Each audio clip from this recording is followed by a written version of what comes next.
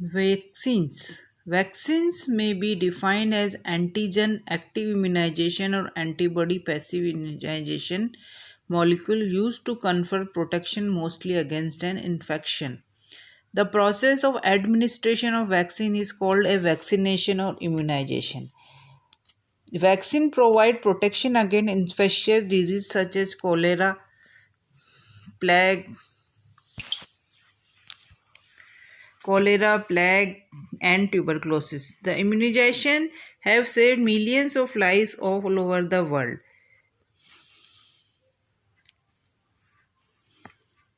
Vaccine kills or neutralizes the infecting agent, rendering them unable to establish, proliferate, or induce disease in the host. The antigen vaccines generate antibodies in the host. The antibodies kill the infective agents like virus, bacteria, or parasite. The process of immunization or vaccination has emerged as very strong second line of treatment next to chemotherapy against various communicable and infectious diseases. An outstanding therapeutic aspect of vaccination is that it cures and provides protection against infecting agents that could lead to eradication of a disease that has been observed for smallpox. History. Over 200 years ago, Edward Jenner, a British physician, experimentally tested the notion that a man with mild cattle skin disease, cowpox, could protect himself with smallpox disease.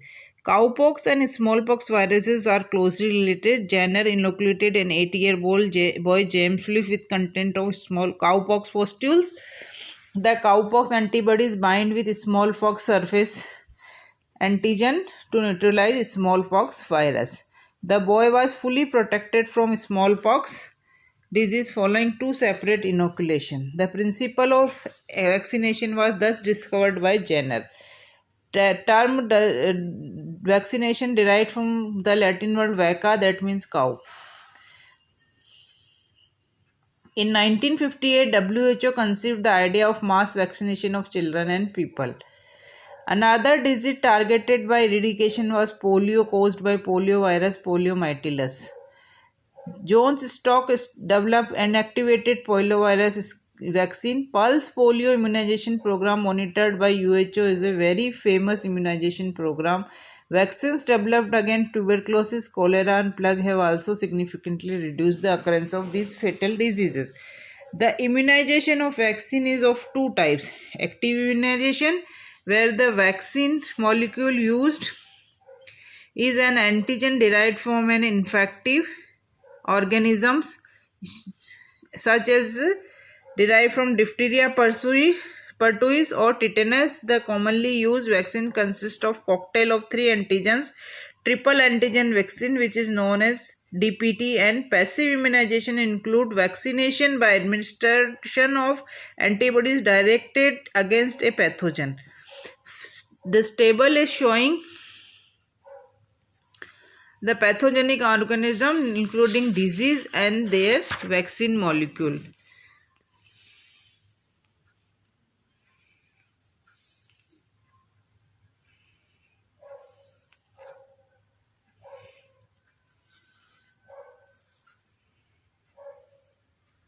Vaccines and vaccinations. Vaccines and vaccination are studied under following headings: active immunization and mechanism of protection by live polio vaccine, passive immunization, novel approaches for various vaccines and vaccination, process of vaccination, future prospects of vaccination.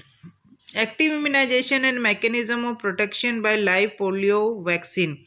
Active immunization involves administration of antigen vaccine or protein molecule of the infective organism for providing long-term immunity. The antigen includes antigen-reactive B cells and T cells for their proliferation. The antigen-reactive B cell produces antibodies or immunoglobulin with the help of T cells. These antibodies kill the infecting organism in association with complements. B cell proliferation also results in the formation of memory cells, which provide long and permanent immunity. Active immunity is achieved either by administration of antigen derived from infective agent or by natural infection by the pathogen, leading to the development of acquired immunity. Live vaccine weakened or attenuated pathogens are unable to cause disease, or dead vaccine using an antigen derived from pathogen may be used. When living organisms are used, their disease causing capacity is disabled by irradiation or chemical treatment. Thus, they become avirulent. For instance, BCG strain of Mycobacterium bovis was made avirulent after going in a bile saturated medium for 13 years, which it is nicely adapted for proliferation. The making of disease causing organism avirulent is called attenuation. In case of polio vaccine, the vaccine is given at 1 to 2 months of age, may continue up to 4-6 years of age.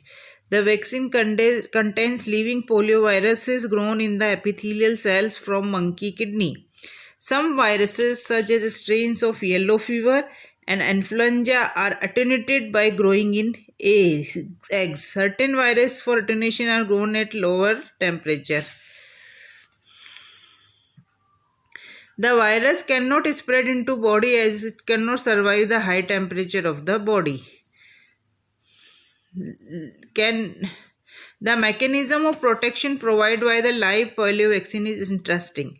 The vaccine consists of a mixture of 3 strains of attenuated polioviruses type 1, type 2 and type 3, originally grown in epithelial cells from kidney of monkey.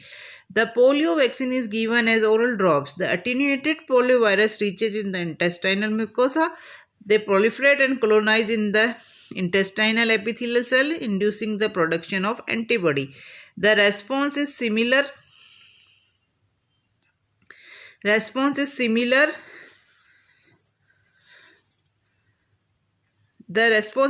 to what would have been with natural polio virus infection.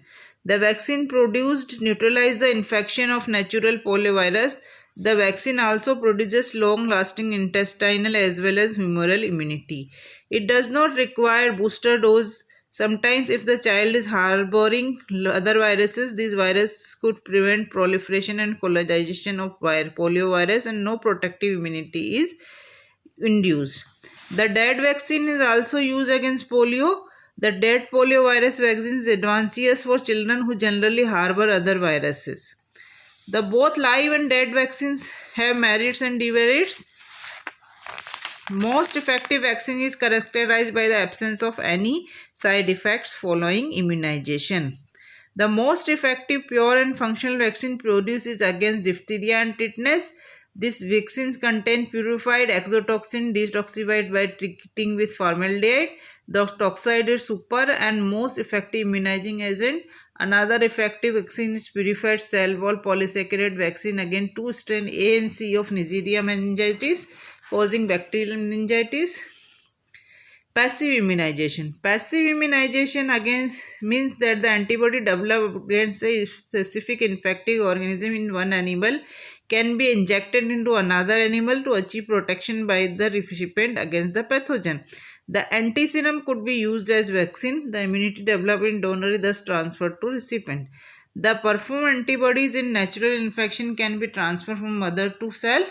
The antibodies cross placenta to developing embryo and provide protection to fetus against diphtheria, tetanus, streptococcus, rubella, mumps and poliovirus. The performed antibodies found in colostrum milk could also induce immunity in the recipient. The best illustration of passive immunization is protection provided to the man and animal is against tetanus by antisera developed in horse. The antisera of horse contains antibody against this pathogen. These antibodies are generated in young horse by injecting tetanus organism Clostridium. The toxins of Clostridia are proteins which are rendered non-toxic by treating them with formaldehyde. The non-toxic proteins are called tetanus toxide. After injecting Clostridium tetani in horse, antibody are produced. As the high level of antibodies are produced, the horse is bled until the antibody titer drops. The horse is then given fresh injection of antigen. The plasma is separated from blood and collected. The separated plasma containing antibodies against tetanus, which is treated with ammonium sulfate for concentration and purification of antibodies.